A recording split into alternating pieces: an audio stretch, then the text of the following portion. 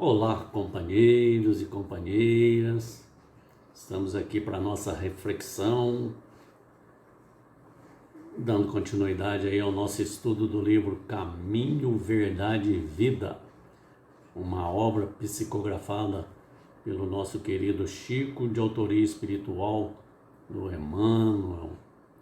Estamos hoje no capítulo 151, intitulado de Mocidade. Que Jesus nos ampare, nos abençoe, nos dê espírito com a mente aberta para entendermos um pouco dos seus ensinos dentro das nossas limitações e que tenhamos material durante a semana para ficar refletindo, meditando e entendendo um pouco dos seus ensinos. Então vamos lá, né? Emmanuel, como sempre, ele escolhe um capítulo e um versículo do Evangelho para reflexão. Hoje, nesse capítulo Mocidade, ele escolheu a epístola de Paulo, a segunda epístola de Paulo a Timóteo, no capítulo 2, versículo 22, onde está registrado o seguinte: foge também aos desejos da mocidade e segue a justiça, a fé, o amor e a paz com os que de coração puro invocam o Senhor.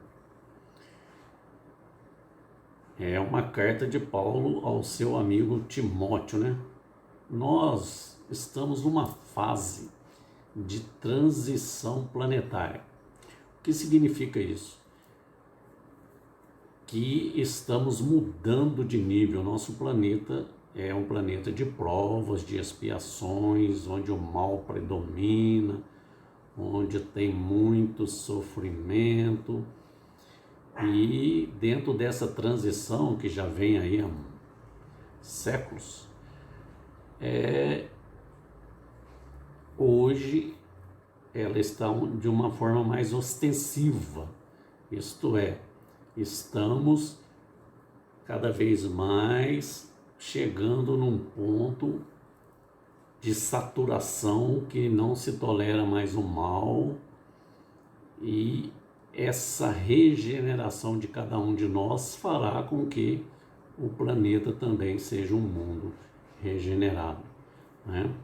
O mal vai perdendo força e a solidariedade vai se fazendo presente com mais sinceridade.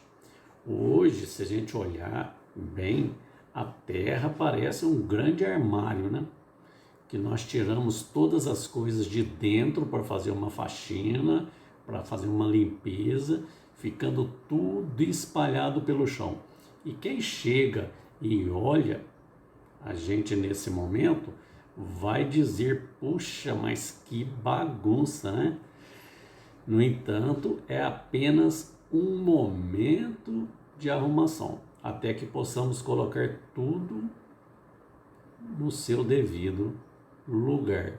É mais ou menos assim com o nosso planeta. Quem olha, quem chega e vê e pensa: nossa, que bagunça, né? Mas não podemos esquecer que nós temos uma liderança, nós temos o nosso Mestre Jesus que nos governa. Nós não estamos à deriva, nós não estamos abandonados, nós não estamos em desequilíbrio total. Jesus e a sua equipe de mensageiros vai colocando tudo no seu devido lugar, no momento certo. Então, espíritos infelizes, revoltados, rebeldes, espíritos bons, espíritos bem melhores do que nós e espíritos missionários estão reencarnando entre nós com a finalidade de ajudar, de dar um passo à frente nessa transição.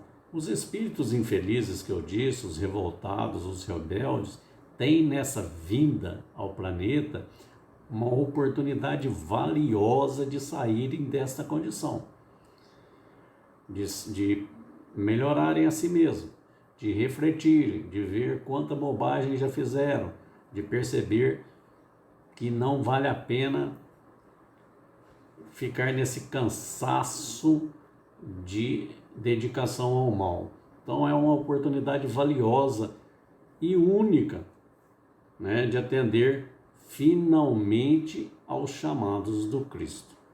Espíritos bons, já com alto desejo de expandir o bem, por onde passam, vão surgindo. Basta a gente olhar as características dos espíritos, das crianças que estão surgindo com outro nível de consciência, de uma consciência mais ecológica, de uma consciência mais amorosa. Então, Emmanuel vai iniciar esse capítulo nos chamando a atenção para todos nós que aqui nos encontramos, já com vários anos de experiência, de vivência, né? Para que a gente não atrapalhe o trabalho desta mocidade bondosa, desses espíritos mais amigos que estão surgindo agora, né? Porque às vezes, quando a gente vê esses jovens, esses espíritos bons, diferenciados, que trazem já no coração uma bondade, uma maneira de querer que as coisas sejam diferentes, nós começamos a entregar a ele toda a tarefa, como se eles fossem a salvação de tudo. Realmente, como diz Emmanuel, a mocidade tem amplas possibilidades de trabalho no bem. Mas Emmanuel também vem nos lembrar que essa mocidade é uma fase da existência que exige de nós, com mais experiência de vivência no planeta, direção, para que eles possam acertar com mais serenidade, para que eles não se percam nesses caminhos. Muitas vezes atribuímos muitos poderes para eles, que acabam se envaidecendo. A gente começa a elogiar demais: olha, você é o espírito iluminado, você é isso, você é aquilo. Isso aí é um grande risco para essas mentes jovens de se envaidecerem e acabar se desorientando sem direção. E aí a gente vai se lembrar de um exemplo lá no Evangelho, no episódio de Marcos, que depois se tornou evangelista, né? Na realidade ele se chama João Marcos, era muito jovem, praticamente um menino, era um jovem aprendiz, e ele era sobrinho do Barnabé. Quem é Barnabé? Barnabé é um grande amigo de Paulo de Tarso. E os dois viajaram junto, pregaram junto, e Barnabé era tio do Marcos, do João Marcos. Barnabé era irmão da mãe do João Marcos. E João Marcos conhece Paulo quando Paulo vai na casa de sua mãe, né? E lá Paulo e Barnabé começam a planejar a primeira viagem de divulgação do Evangelho mais distante que eles iriam fazer. E quando Paulo falou que ia começar a trabalhar, viajando com Barnabé, levando a mensagem do Cristo para todos os lugares, a mãe do João Marcos e Barnabé, seu tio, todos entusiasmados, começam a fazer planos para o moço, para o jovem João Marcos, né? E a mãe fala a Paulo do seu desejo que o seu filho se torne um servidor de Jesus, que eles possam seguir o seu tio Barnabé e também a Paulo, que possa se dedicar na divulgação do Evangelho, né? E Paulo vai observando aquilo que os pais, o tio faziam planos para o jovem João Marcos, mas sem consultar o João Marcos. Quer dizer, começavam a jogar nas costas do João Marcos os sonhos que eram deles. Eles queriam que João Marcos se destacasse, eles queriam que João Marcos pudesse sair pregando o Evangelho. Mas e João Marcos, o que achava disso, né? Mas o jovem, olhando toda aquela conversa, foi ficando todo eufórico também, né? Mas ele era jovem, estava na mocidade. Mas será que era isso que ele queria realmente? Será que ele estava realmente preparado para essa tarefa? Então Paulo, naquele instante, já olha para ele e já pergunta se realmente ele está decidido a isso, porque o caminho de Jesus não é de glórias terrenas, né? Não nos trazem glórias e brilhos passageiros, né? Mas João Marcos estava, naquele momento, ele estava disposto, né? Ele até vai nessa primeira viagem, junto com Barnabé e junto com o Paulo, mas chega num determinado momento da viagem, ele vê que o negócio não era tão fácil quanto ele imaginava. E aí ele desiste, né? E volta para casa, né? Mas, de qualquer forma, João Marcos aprendeu muito com Paulo, porque Paulo já era mais velho, mais experiente, já havia ficado um tempo no deserto, já tinha passado por uma série de aflições e experiências doloridas e dolorosas, né? Então, Paulo, apesar dele ter desistido, o instruiu, o direcionou, o apoiou no seu amadurecimento. Tanto é que no futuro ele se torna amigo muito grande de Paulo, e Paulo até o chama para ir a Roma para ajudá-lo em outras tarefas, lá no finalzinho, um pouco antes de Paulo desencarnar. Então, e ele vai escrever o Evangelho de Marcos. Então, como diz um ditado nosso, né, o idoso sabe, o jovem pode. O idoso tem a experiência, já tem a vivência, já sabe das dificuldades da existência. O jovem tem a disposição, tem a força, tem a vontade firme para fazer. Com certeza a mocidade poderá muito, pode fazer muito sob a direção daquele que é mais experiente, se ele não for incentivado à vaidade, se o mais experiente não começar a levantar demais, a mostrar que tudo é fácil, que ele é um ídolo, que ele é um espírito evoluído demais, que ele é iluminado demais. Então, sob a direção do mais velho, do mais experiente, se for lhe mostrado que os maiores esforços que ele terá que executar depende dos esforços daqueles que vieram antes, dos que deixaram as boas experiências para que ele possa utilizar, ele vai ter mais sucesso na sua empreitada. Então, ressalta Emmanuel nesse capítulo que a juventude pode ser comparada a um barco que vai sair em viagem cheio de esperança para uma viagem importante. A infância, lembra, Emmanuel, foi a preparação do espírito. A velhice será a chegada ao porto, mas em todas as fases da viagem é preciso que o moço, né, entre a infância e a velhice, aproveite as lições dos marinheiros mais experientes, que traz aquela organização da viagem, a disciplina para que a viagem tenha realmente sucesso.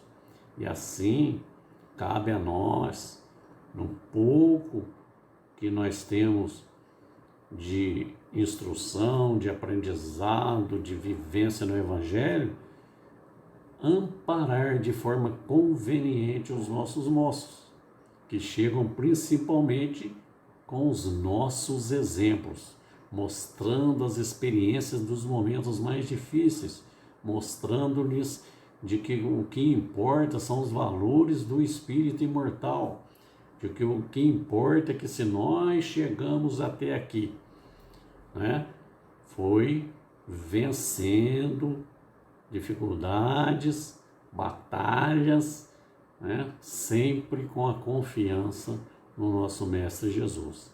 Então, se nós já temos essa experiência, se nós já temos a consciência da necessidade dos valores da alma, vamos incentivar esses jovens que agora estão aí vivendo o Evangelho, fazendo palestras, dedicando tempo em benefício do próximo, né? Sem delegar a eles uma carga pesada, carregada de elogios fáceis, né? Então, sem promover a esses jovens a vaidade que pode derrubá-los, né?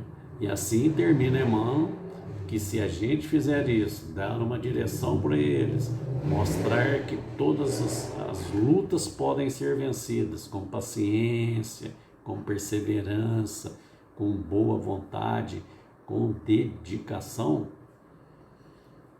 eles vão percebendo que aí é que está os caminhos que precisam ser trilhados.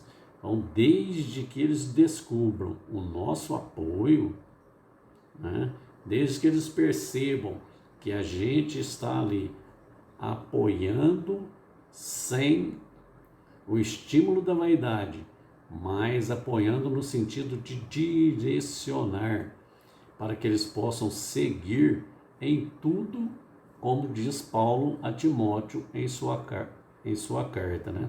Que eles possam seguir em tudo a justiça, a fé, o amor e a paz, como os que de coração puro invocam ao Senhor, né? Então Paulo diz isso para o Timóteo, né? Vamos fazer assim com os nossos moços, né? Façamos a nossa tarefa, incentivando os que chegam para realizar o seu melhor. Então esses espíritos, nessa fase da mocidade, eles estão prontos, dispostos a executar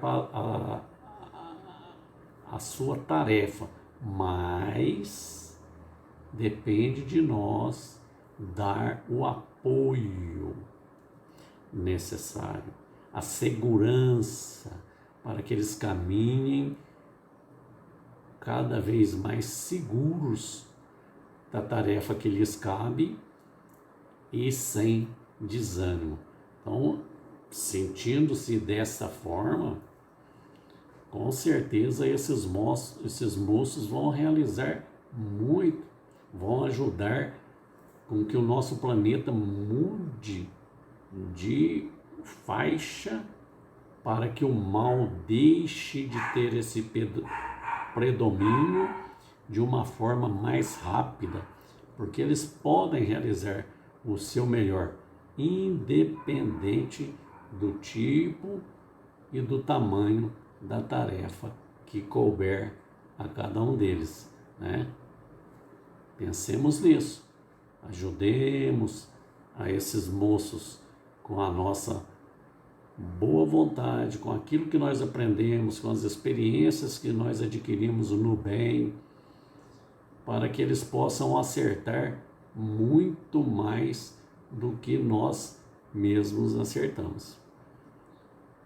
É isso por hoje, pessoal, que a gente possa meditar, possa olhar os nossos jovens que aqui estão chegando, incentivá-los ao bem, passar um pouco da nossa experiência para que eles tenham segurança, sem cobrar-lhes muito, no sentido de que eles têm que fazer, não? Sempre no sentido que eles podem fazer melhor do que nós fizemos. Que Jesus nos abençoe, nos dê muita paz, derrame sobre todos nós, sobre os nossos lares, nossos familiares, nossos amigos e aqueles que nos consideram adversário, enfim, para todo o nosso planeta que está aí nessa bagunça de arrumação para ser um planeta melhor, porque, como eu disse, Jesus está no comando. Que nós possamos colaborar com o Mestre Jesus, com as nossas experiências, com as nossas lições aprendidas para aqueles que chegam para fazerem melhor.